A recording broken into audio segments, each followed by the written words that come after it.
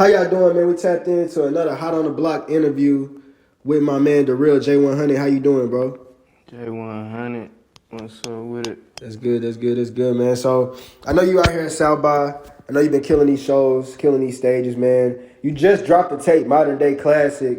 Yes, Man, sir. how you feeling? How you feeling? Man, I really feel like Modern Day Classic, the hardest shit out my catalog. Like, I really sat down and tried to go like album type shit. You feel me? So Okay. So, you got a lot. You got a couple of features on there. We're gonna get into that.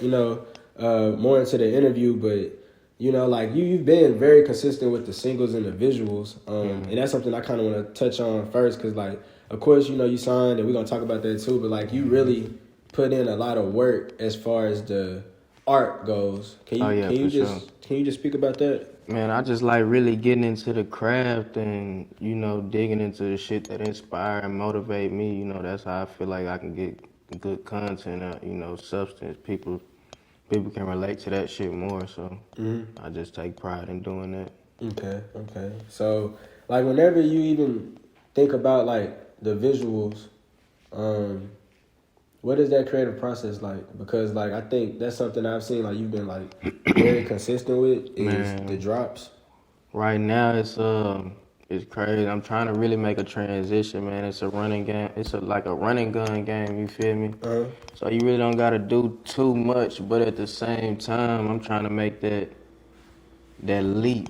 So I'm trying to get more creative with my visuals and shit, man. I've been working with my boy Crispy Productions and a lot of other people, man, just really trying to get into these treatments and shit and really take that visual experience to the next level. So, like, what's that process like? Do you do your own treatments, or do you leave that to like the director? Nah, man, like I say, I work with Crispy a lot, man. I pitch my ideas, I pitch where I want to go with it, and I pretty much let my boy run off with it, man. He a beast with it, so. No, you do most of the creative direction? Yeah, like, a lot of that. That's what's up, man. You just gotta find somebody you can trust with the process, man. That's a bit. I'm real close-knit with everybody I work with on the videographer tip, like, so we can really have good chemistry and shit. That's what's up. So, of course, a lot of the beats that like a lot of people gravitated towards and heard is like what's considered the Detroit sound or the Michigan sound. How did you get into just like those pockets and those beats? Is this something that you've always known, or you liked it? I'm the type of artist, I done always played around with everything, but I'd say about 3 years ago, I really was on some kind of melodic. I was still rapping too, but I had just got to get into where I wanted to really rap, you feel me? Really find some shit that I could just talk my shit on. And I'm from Arkansas, so I'm real related to that down, dirty south, No Limit, Boosie, all that type of shit. And then the Midwest shit was getting hot too.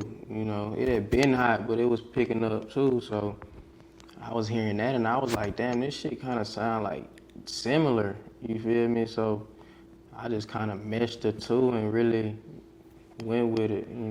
Yeah. Okay. That's what's up, man. So, Hard as hell to look at RJ.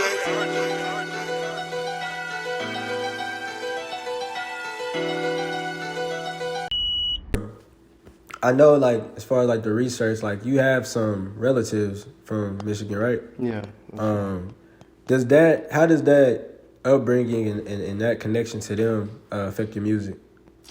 It's like, it's one of them things where I kind of wanted to touch bases with them and find out some more of my history and shit, because we are from Arkansas. So around like, you remember like when, what's it called, like the industrial revolution and shit like that, like the factories and shit. Yeah.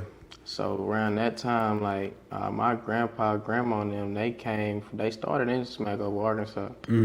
They moved to like Flint. Half of them moved to like Flint. Half of them moved to like Rockford, Illinois. And they just was in between the two. And then they end up coming back to Arkansas. I end up being born in Little Rock, Arkansas. My mama from Rockford, Illinois. My granny from Flint. My papa and them from Flint. So I end up being born in Little Rock though and shit since we was down there. we've been down there. But I moved to Dallas when I was like 12 years old, like 11, 12 years old. So I've been in Dallas for like a good 10 years. So. Mm-hmm. Okay, dang. So you got all these different influences. Yeah, definitely. Yeah. Okay. I moved around a lot for sure. Yeah. So like, how do you feel like? Well, with that, like, I guess I just kind of want to go to like, where is your biggest fan base since you have like those connections? I know you can probably get your music off in those spaces too. Man, it's really all around the board, but it's crazy. My biggest fan base is definitely in the Detroit area for sure. Midwest and shit. Okay. Cali, the Bay and shit like that. Yeah. That's just kind of the sound that I'm pushing, and also just, you know, with these blogs and these platforms and shit, I just done managed to press this shit so far out that, you know, it just gravitates to other places. But I get love from my hometowns, Arkansas, Dallas, you know, they show love. That's really where I do most of my groundwork is Dallas. So, you know, the shit just coming full circle. You know, I get love from everywhere, though. Okay, that's what's up. So I know you talking about Dallas. Your manager has like Dallas, Texas in her bio, huh? Yeah, DTX Nova. Yeah. So how did y'all go about building that like business relationship? Man, like I say, about 2-3 years ago when I was really trying to get into my sound, because I call it hobby rapping, bro. Nigga was just going to the studio, shooting little videos and not doing shit with that shit. So I got This was tired of that Crispy? shit. Nah, this was way before. This was, bro, I've been rapping for like 7 years, 7, 8 years. I've been rapping since I was in high school. Okay. But that shit was just hobby rapping. That's just when you finding yourself trying to perfect your craft and shit. Nigga was bullshitting with that shit for so long. I had like a big song in high school, bro, like called Dirty Money. And I floated with that for a little while, kind of learned the game and shit, you know, but nigga wasn't really doing nothing with the music, bro. So I say about 2-3 years ago when I was trying to really find my sound and really dig into myself, I was searching for a team, bro, and I just got to getting on that social media, and I seen that Nova was real tapped in, you know what I'm saying? She was dot connecting. She was somewhere everywhere with it, so I got in touch with her. We started running a little promo and shit, but eventually we just built up a good enough relationship to just go into business together. She a beast with that marketing, that promo, that managing assistant, all that shit. So she definitely an asset to the team. You feel me? Okay, so you meet. Hard as hell, but look at RJ.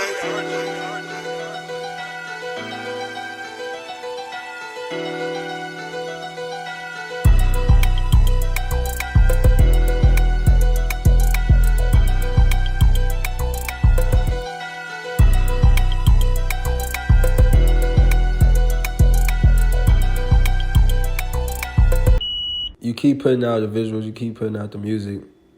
How do we get to the point where you're in Michigan and you getting signed by the Hip Hop Lab? All right, so boom.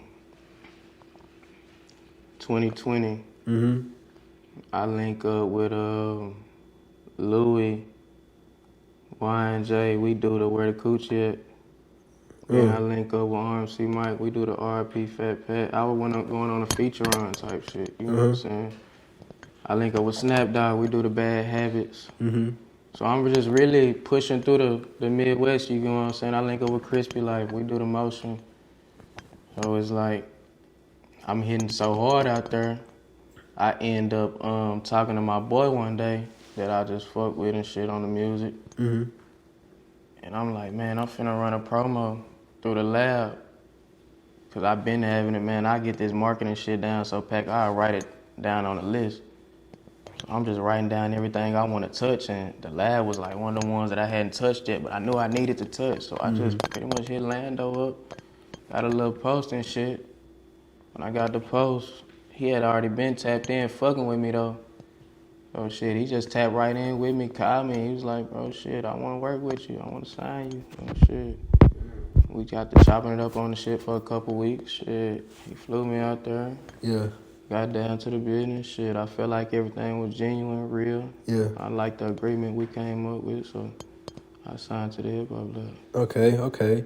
So for those who don't know, an artist that's like wanting to be where you at or work to get to that point, like, how did that process go? Like, I know you said they flew you out, you know what I'm saying, y'all agreed on something, but like, you know, like, did they already kind of throw you like, we gonna give you this? Did they try to sell you a dream early, or was it like? Bro. Yeah, no. Okay. Bro, Lando a real genuine person, bro. And I could just tell, I'm an energy type nigga, you feel me? For sure. So even through the first encounter, through the phone call, I could just tell it was real genuine.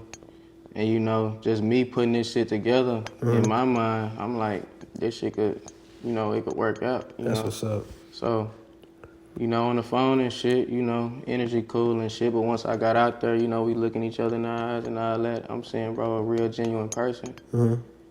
We doing the contract and all that. I'm around the lab, the family and shit, everything just love. So I just felt at home with it. So that's a bit. I just felt like it was a good move. Do you feel like that's custom? Like if somebody wants to sign an artist, it's like, I would have flew myself out to talk business with him. He just offered that. Okay, okay.